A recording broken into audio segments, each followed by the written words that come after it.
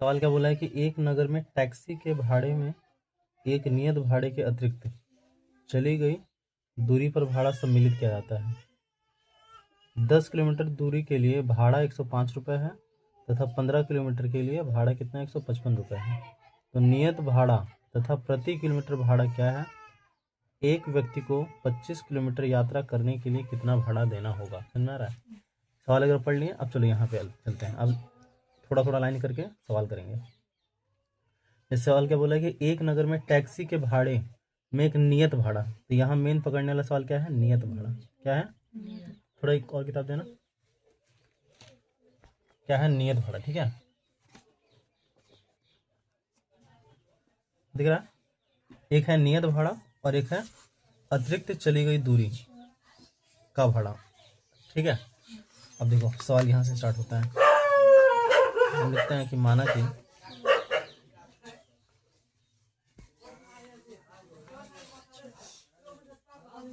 क्या लिखेंगे कि माना कि टैक्सी का नियत भाड़ा बराबर कितना होगा, एक्स। ठीक है, नियत भाड़ा कितना होगा, एक्स होगा। और उसके बाद क्या होगा, अतिरिक्त चली गई दूरी। तो यहाँ लिखेंगे अतिरिक्त चली गई दूरी। अतिरिक्त चली गई दूरी का भाड़ा वो कितना होगा, वाई। वो वाई होगा। क्लियर है। आगे चलो। अब सवाल क्या बोल रहा है, सवाल बोल रहा है कि 10 किलोमीटर के लिए भाड़ा 105 रुपये है। मतलब कहने का ये है कि देखो, अगर तुम मान लो कि यहाँ से कहीं जाते हो, जैसे हम लोग का यहाँ से हम कहीं जाते हैं अपना लोकल, यहाँ से अगले गांव में जाते हैं। ठीक है, तो अगर गाड़ी में हम बैठेंगे अपने गांव से अगले गांव के लिए, तो वहां तक का फिक्स भाड़ा है। समझ में आ रहा बात। फिक्स भाड़ा मतलब एक्स रुपये।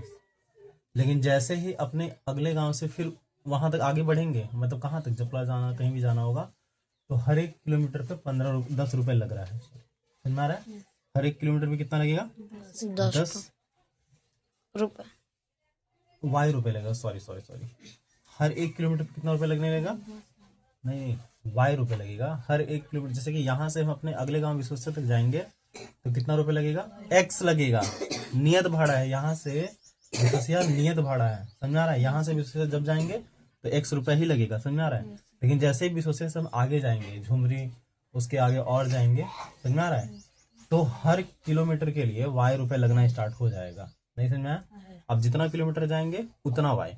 समझ में आ रहा है। तो नियत भाड़ा कितना है, एक्स रुपये है, और उसके बाद जितना भी किलोमीटर चलेंगे उसके लिए वाई रुपये। तो नियत भाड़ा यहाँ से लेके हम विश्वसिया तक जाएंगे तो नियत है भाई, तो यहाँ से विश्वसिया जाओ, यहाँ से अपना ये यहाँ तक जाओ, राशन के दुकान तक जाओ, समझ में आ रहा है, यहाँ से पीड़ तक जाओ, समझ में आ रहा है, बस एक्स रुपये ही लगने वाला है। लेकिन जैसे उसको पार करोगे तो हर किलोमीटर पे कितना रुपये लगेगा, वाई रुपये लगने लगेगा। समझ में आ रहा है।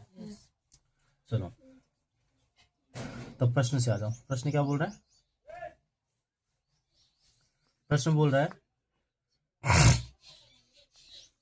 कि नियत भाड़ा कितना है, एक्स रुपये है, प्लस में 10 किलोमीटर वो दूरी और चल रहा है। तो यानी कौन सा दूरी होगा, वो अतिरिक्त चली गई दूरी होगा, 10 वाई, यानी कितना होगा, 10 वाई हो जाएगा। ठीक है, तो नियत भाड़ा और 10 किलोमीटर जो दूरी चल रहा है उनको मिला के टोटल कितना हो रहा है, उसको 25 रुपये लग रहा है, 105 रुपये। कितना, 105 रुपये लग रहा है। ठीक है, कितना रुपये लग रहा है, 105 रुपये लग रहा है।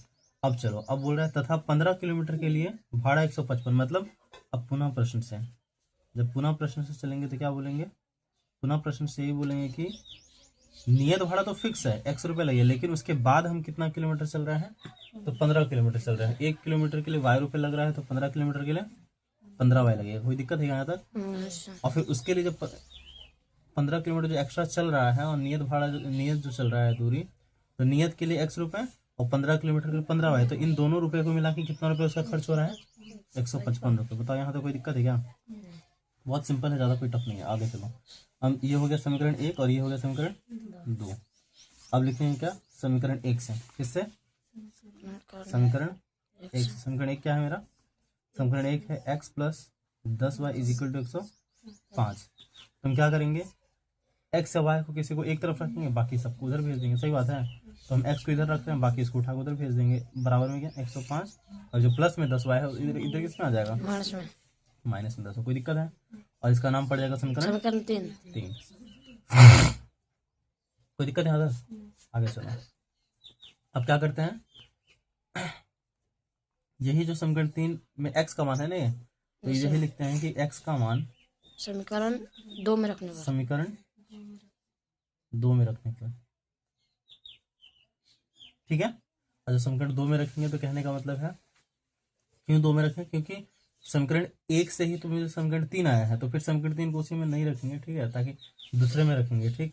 तो x का मान समीकरण किस में रखेंगे, 2 में। 2 में रखो x plus 15y is equal to कितना 155, और x का मान कितना आया है 105 माइनस 10, तो जहाँ x लिखा है वहां लिखना है 105 माइनस 10y, और प्लस में कितना 15y इज इक्वल टू 155। अब देखो 105 का 105, और यहाँ माइनस और ये प्लस, माइनस और ये प्लस क्या होगा, माइनस होता है। तो यहाँ पे 15 में से क्या होगा 10 घट जाएगा, तो कितना आ जाएगा 5। लेकिन प्लस में कि माइनस में, तो प्लस में, क्यों, क्योंकि इन दोनों बड़ा कौन है 15 है, 15 के साथ प्लस है, इसलिए यहाँ प्लस आएगा, तो 5y हो जाएगा। कोई दिक्कत है क्या? और इज इक्वल टू 155। अब चलो y का मान हमें निकालना है, तो y की तरफ देखो ये नंबर अकेला है, तो इसको उठा के उधर भेज दें, क्योंकि इसका जो जात है इधर है, ठीक है। यहाँ क्या हो जाएगा 5y इज इक्वल टू 155, और जो प्लस में है वो आ जाएगा माइनस में, और यहाँ 5y इज इक्वल टू कितना होगा 155 में से 105 घटेगा, तो घटा लो इसको एक बार, गड़बड़ कुछ नहीं करना। 5 5 गया 0, 5 में से 0 गया तो 5, 0 1 से क्या कट, ठीक है, 0 मतलब कितना आ गया 50 आ गया। तो y इज इक्वल टू कितना आ गया 50/5, कितना में कटेगा 10 बार में, तो y इज इक्वल टू कितना आ गया 10 रुपये। आगे चलो, अब क्या करेंगे,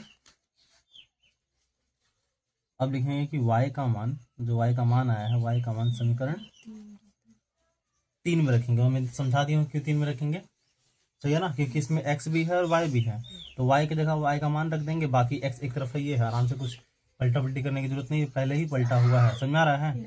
तो क्या होगा समीकरण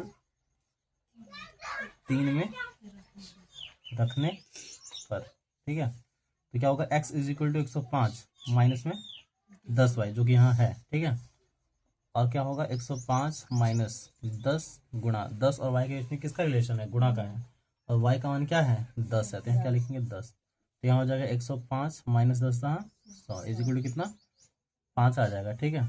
अब तो क्या लिखोगे, इसलिए टैक्सी का नियत भाड़ा कितना माने थे हम, x माने थे, अच्छा, ठीक है, x माने थे, तो x मेरा कितना आया है 5, मतलब x रुपए, तो कितना हो गया 5 रुपए, ठीक है। अब उसके बाद क्या है अतिरिक्त भाड़ा,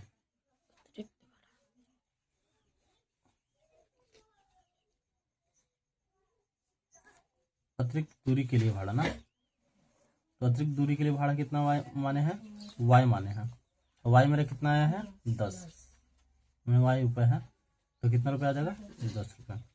कोई दिक्कत, स्टॉप कर दो।